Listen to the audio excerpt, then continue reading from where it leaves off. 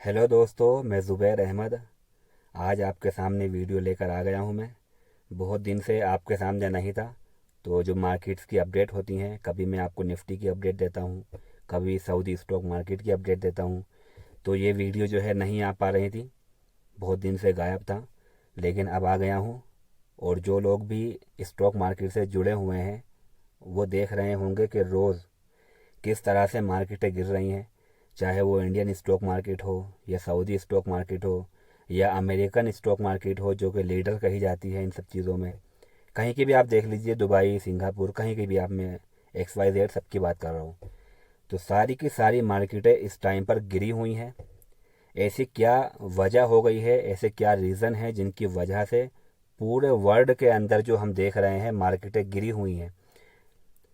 कहीं की मार्केट 4 महीने से गिर रही है, कहीं की मार्केट 6 महीने से गिरी हुई है, कहीं के स्टॉक मार्केट 7 महीने से गिरी हुई है। मतलब ऐसा ये है कि हमको गिरावटें देखने को मिल रही हैं। क्या वजह हो सकती है इन सब चीज़ों में, तो उसी को आज हम लोग जानेंगे। तो ग्लोबल लेवल पर पूरे दुनिया के अंदर जितने भी स्टॉक मार्केट हैं, वहाँ पर हमको गिरावटें देखने को मिल रही हैं। तो कुछ की वजह जो थी, कुछ के रीज़न जो हैं पहले ही सामने आ गए थे, कुछ वजह जो है अब निकल के सामने आ रही हैं धीरे धीरे करके। तो मैं आपको अब बताना शुरू करता हूँ एक एक करके, हर एक पॉइंट गौर करना, थोड़ा हमको यहाँ सीखने को भी मिलेगा। तो सबसे पहला रीज़न जो स्टॉक मार्केट गिरने का था, वो सबसे पहला रीज़न है कि ऑलरेडी स्टॉक मार्केट बहुत ज़्यादा चल चुकी थी, ऊपर की तरफ उसने अपना मोमेंट बहुत अच्छे से दे दिया था। अब जब इतने अच्छे से मार्केट चल जाती है, बहुत ज़्यादा वो लंबा सफ़र इतना तय करती है, तो बीच बीच में उसको सांस लेना होता है, थोड़ा आराम करना होता है। तो उन बहुत सारे रीज़न में से एक रीज़न ये था कि वहाँ पर मार्केट ने थोड़ा सा आराम किया है, लेकिन जितना उसने आराम किया है उसके हिसाब से वो बहुत ज़्यादा हो गया है। उतना नहीं करना चाहिए था, उसको थोड़ा सा रुकना चाहिए था। तो और बहुत सारे हमारे सामने रीज़न हैं जिनकी वजह से मार्केट और ज़्यादा इतनी गिरी है। जो वो आराम करती है, जिसको हम बोलते हैं छोटी सी करेक्शन होती है वो, तो जिस हिसाब से मार्केट चली है उसमें ज़्यादा से ज़्यादा 2 महीना 2.5 महीना मार्केट को रुकना चाहिए था हर कंट्री की, जो जो चली हैं। जैसे इंडियन स्टॉक मार्केट है, तो जिस हिसाब से वहाँ पर करेक्शन होती है, जिस हिसाब से इंडियन स्टॉक मार्केट चली है, सऊदी की स्टॉक मार्केट चली है, या अमेरिकन स्टॉक मार्केट चली है, उस हिसाब से उनको 2 महीना 2.5 महीना 3 महीना, ज़्यादा से ज़्यादा 3 महीने तक बस करेक्शन करना था, एक छोटा, जो कि पार्ट होता है स्टॉक के ऊपर जाने का, स्टॉक के इंडेक्स के ऊपर जाने का। तो बीच बीच में वो लोग थोड़ा आराम करते हैं, जिसको हम बोलते हैं कि करेक्शन हुआ है। तो करेक्शन थोड़ी थोड़ी सी होनी थी, लेकिन वहाँ पर बहुत ज़्यादा हो गई है, जो कि बहुत ज़्यादा हो गई, बहुत लंबा टाइम लग गया है, बहुत ज़्यादा मार्केट गिर चुकी है। तो उसके पीछे दूसरे रीज़न है। तो उन रीज़नों में से एक रीज़न तो ये था, जो कि इसी टाइम पर आया, कि मार्केट के आराम करने का टाइम हो चुका था, करेक्शन का टाइम हो चुका था। तो वो बस अपना एक छोटा सा करेक्शन कर रही थी, और उसके बाद उसको ऊपर चलना था। दूसरा रीज़न है हमारा कोरोना। कोरोना की वजह से मार्केट गिर रही है। अब आप बोलोगे कि कोरोना कब का चला गया है। जिस टाइम पर कोरोना था उस टाइम पर तो मार्केट का कुछ नहीं हुआ। जो लोग देखते होंगे हमारे भाई मार्केट को, टाइम लंबे टाइम से देख रहे हैं, उनको ये अच्छे से मालूम है कि कोरोना की वजह से मार्केट के ऊपर कुछ भी असर इतना नहीं पड़ा। कोरोना से पहले मार्केट जो है एक जगह पर रुकी हुई थी। कोरोना आने से पहले उनका जो है चलने का टाइम हुआ, तो थोड़ा सा वो चली, और उसके बाद कोरोना आ गया। उसी के बाद से मार्केट थोड़ा सा नीचे गिरी, 1 महीना 1.5 महीना 2 महीना ऐसे गिरी रही। और उसके बाद वो अपना उसने काम जो करना था उसको ऊपर का वो करना शुरू कर दिया, और मार्केट, हर कंट्री की मार्केट ऊपर पे ऊपर जाती रही। लेकिन कोरोना से उस पर कोई इफेक्ट नहीं पड़ा, उस टाइम पर नहीं पड़ा। ठीक है। और कोरोना के टाइम पर मार्केट ने बहुत अच्छा परफॉर्म किया, चाहे वो किसी भी कंट्री की हो, सऊदी की हो, अमेरिकन हो, इंडियन हो, कहीं की भी हो। वहाँ की स्टॉक मार्केट ने अच्छे परफॉर्म किए हैं, ऊपर की तरफ बहुत तेज़ी दिखाई है। उसकी वजह क्या है, क्यों वहाँ पर चल रही थी मार्केटें? तो उसकी पहली वजह यह है कि कंपनियों को प्रॉफिट हो रहा था, उस टाइम पर अच्छा प्रॉफिट हो रहा था। वो प्रॉफिट हो रहा था जो पहले नहीं हो पाया, कोरोना की आने की वजह से हुआ है। आपको पता है, मतलब कि अगर हम देखते हैं अपने आसपास, तो जो लो लेवल है, जो छोटा लेवल है, उनमें असर हमको देखने को मिला है। बेचारे बहुत सारे ऐसे मिडिल क्लास हैं जिनके काम बंद हो गए हैं, जिनके काम चले गए हैं, और किसी की नौकरियां चली गई, बहुत सारे ऐसे इन्फेक्ट जो है मिडिल क्लास लोगों पर हुए हैं। लेकिन आपको बता दूं, जो बड़े लेवल पे लोग थे, बड़ी बड़ी कंपनियां थी, उन्होंने बहुत अच्छे यहाँ पर प्रॉफिट किया, बहुत अच्छा कमाया।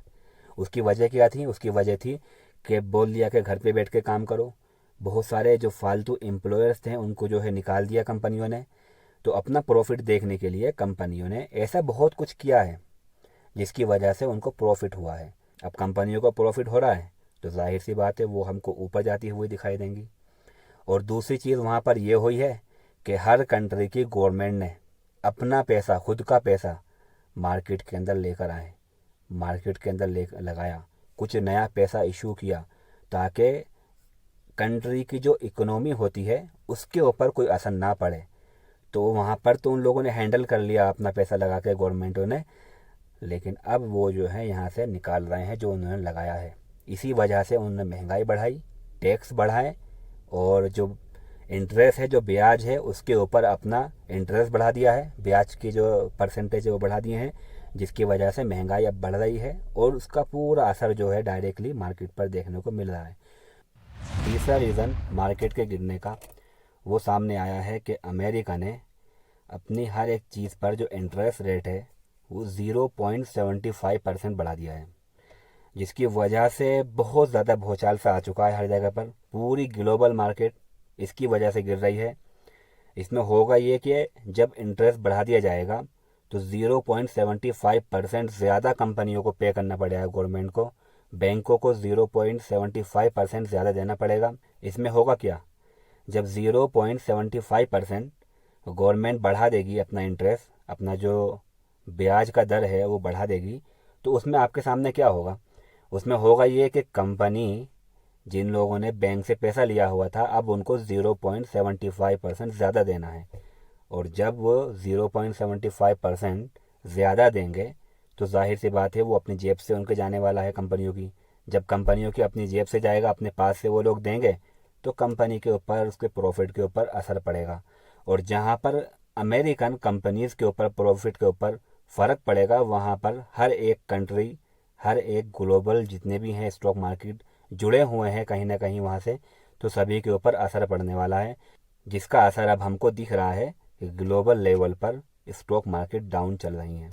और इसी वजह से जो है महंगाई भी जो है बढ़ गई है। चौथी बहुत बड़ी वजह है तेल। तेल की कीमतों में जो बढ़ोतरी हमको देखने को मिल रही है कच्चे तेल की, ये डायरेक्टली इकोनॉमी का हिस्सा होता है। यहाँ पर होता क्या है कि किसी भी कंट्री के अंदर तेल जितना महंगा होगा, समझ जाइएगा कि वहाँ पर महंगाई उतनी ही ज़्यादा है। तेल की कीमतों से हम लोग अंदाज़ा लगाते हैं महंगाई का।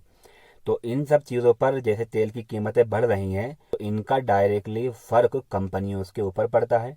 और जब कंपनियों के ऊपर पड़ेगा तो जाहिर सी बात है वहाँ पर कंपनियों को जो प्रॉफिट और लॉस हो रहा है वो डायरेक्टली मार्केट देख रही है। तो वहाँ पर कंपनियों पर पड़ने वाले फ़र्क की वजह से मार्केट डाउन चल रही है। तो चौथा रीज़न है हमारा तेल। अगर तेल के दाम थोड़े कम हो जाते हैं तो वहीं से मार्केट के अंदर भी आपको पॉजिटिव वे देखने को मिलेगी। तो जो भी कुछ मैंने अभी 4 पॉइंट आपको बताए हैं, अभी एक पॉइंट बाकी है, अगला जो मैं आपको बताऊंगा एक रीज़न। लेकिन जो भी मैंने आपको 4 रीज़न बताए हैं उनका कहीं ना कहीं लेन देन किस चीज़ से है? महंगाई से है। कोरोना की वजह से जो गवर्नमेंट ने अपने खर्चे किए थे उनको अब वो पूरा कर रही है, चाहे वो टैक्स बढ़ा के करे।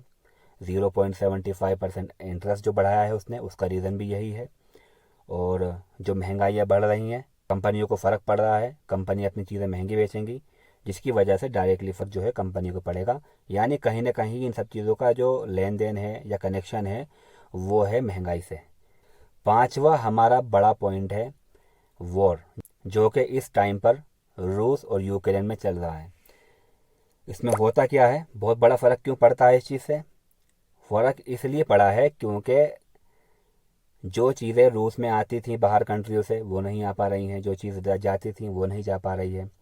और इसी तरह यूक्रेन में भी है, जो चीज़ बाहर से आ रही थी वो नहीं जा पा रही हैं, जो चीज़ आ रही थी वो आ नहीं पा रही हैं, रुकावटें लग गई हैं। और रूस के ऊपर इतनी सारी पाबंदियाँ और इतने सारे सारे बैन अमेरिका ने लगा दिए हैं, जिसकी वजह से इंपोर्ट एक्सपोर्ट में रुकावटें बन गई हैं। कोई सामान ना तो आज आ पा रहा है ना जा पा रहा है। और स्पेशली जो गैस और तेल हो उसके अंदर एक बड़ी रुकावट हुई है। ये अलग बात है कि बहुत सारी कंट्री बाद में आई और उन्होंने कहा कि हमको तेल और गैस दो, हम जो है इन पाबंदियों की कोई भी फिक्र नहीं करते हैं, हमको तुम देना शुरू करो। और उसके बाद रूस ने ये शर्त लगा दी कि हमें जो है आप जो भी कुछ हमसे लोगे उसमें आपको रूबल से पे करना होगा, जो कि वहाँ की कंट्री है। आज से पहले डॉलर से पे करते थे सब लोग, डॉलर से ख़रीदते थे, लेकिन अब आपको डॉलर से नहीं ख़रीदना है बल्कि रूबल से ख़रीदना है, जिससे वहाँ की करेंसी के अंदर उछाल आया है और वहाँ की करेंसी की वैल्यू बढ़ी है। ये खैर ये अलग बात थी, लेकिन वॉर की वजह से बहुत सारी ऐसी चीज़ें होती हैं जो काम करना बंद कर देती हैं और बहुत सारे ऐसे इफ़ेक्ट होते हैं जो डायरेक्टली इकोनॉमी के ऊपर फ़र्क पड़ते हैं। और जब इकोनॉमी के ऊपर फ़र्क पड़ती है वो चीज़ें, तो उनका असर कहीं ना कहीं मार्केट के अंदर देखने को मिलता है। ये कुछ पॉइंट हैं जो मैंने आपके सामने रख दिए हैं, जिससे आप एक अंदाज़ा लगा सकते हो कि यहाँ पर मार्केट के अंदर क्या चल रहा है और क्यों ऐसा हो रहा है। लेकिन दोस्तों लास्ट में बस आपसे एक बात बोल देता हूँ, ये इंटरनल प्रॉब्लम नहीं है। इंटरनल प्रॉब्लम का मतलब होता है किसी देश की एक ख़ास प्रॉब्लम होती है, एक ख़ास परेशानी होती है जिससे निपटने के लिए बहुत लंबा टाइम लगता है। लेकिन ऐसे ये नहीं है, ये टेम्परेरी होता है, ऐसा चलता है हर कंट्री के अंदर। कभी ना कभी टाइम ऐसा आता है जिसके अंदर हमको ये चीज़ें देखने को मिलती हैं। तो ये जो चल रहा है ये एक छोटी सी और बाहरी प्रॉब्लम है जिससे निपटा जाएगा, जिससे बहुत जल्दी ही बाहर निकला जाएगा और बहुत जल्दी धीरे धीरे चीज़ें सामने प्रॉब्लम सोल्व होती हुई दिखाई देगी और चीज़ें सुधरती हुई दिखाई देंगी। जैसा हमारे सामने कोरोना आया, पूरी दुनिया के अंदर ऐसा लग रहा था जैसे क़यामत आ गई हो, सब जगह हाहाकार मचा हुआ था। लेकिन धीरे धीरे क्या हुआ, पूरी वर्ल्ड की प्रॉब्लम थी ना ये, तो पूरे वर्ल्ड ने उसका सोल्यूशन ढूंढ लिया और अब जो है हमारे सामने उसकी वैक्सीन भी मौजूद है, उससे सारे सोल्यूशन मौजूद है। अब अगर दोबारा भी कोरोना तेज़ी से आता है तो सब लोग तैयार बैठे हुए हैं, इस टाइम पर उसका कोई असर नहीं पड़ेगा। तो सेम ये भी ऐसी प्रॉब्लम है जो पूरे वर्ल्ड इस चीज़ को फेस कर रहा है और पूरे वर्ल्ड के फेस करने की वजह से पूरा वर्ल्ड इसके सोल्यूशन में भी लगा हुआ है और उसका असर अब हमको देखने को मिल रहा है। कुछ दिनों से मार्केट अब जो है ऊपर की तरफ जाना शुरू कर दी है इसने, हाँ, लेकिन थोड़ी कंफर्मेशन नहीं दी है।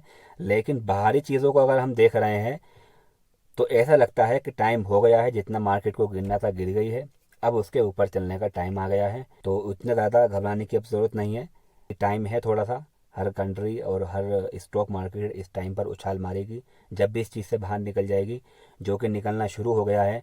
और कुछ पॉजिटिव न्यूज़ भी आ रही हैं, अमेरिका की तरफ से कुछ ऐसे बयानात आ रहे हैं जिसको देख करके लगता है कि मार्केट के अंदर उनके बयान आने के फ़ौरन बाद ही मार्केट के अंदर हमें पॉजिटिव दिखा है, मार्केट थोड़ी बुलिश होती हुई दिखाई दी है और ऊपर जाती हुई दिखाई दी है। तो ऐसा लगता है कि सब चीज़ नॉर्मल हो रही हैं। बस अपनी इन्वेस्टिंग पर ध्यान दीजिएगा और स्पेशल आपके जो स्टॉक्स हैं उन पर ध्यान दीजिए, पोर्टफोलियो पर ध्यान दीजिएगा। धीरे धीरे हम लोग और चीज़ों को समझने की कोशिश करेंगे। तो चलिए दोस्तों, आज की वीडियो यहीं ख़त्म करते हैं, चलते हैं हम अगली वीडियो में जहाँ पर हम और ज़्यादा अपडेट करेंगे।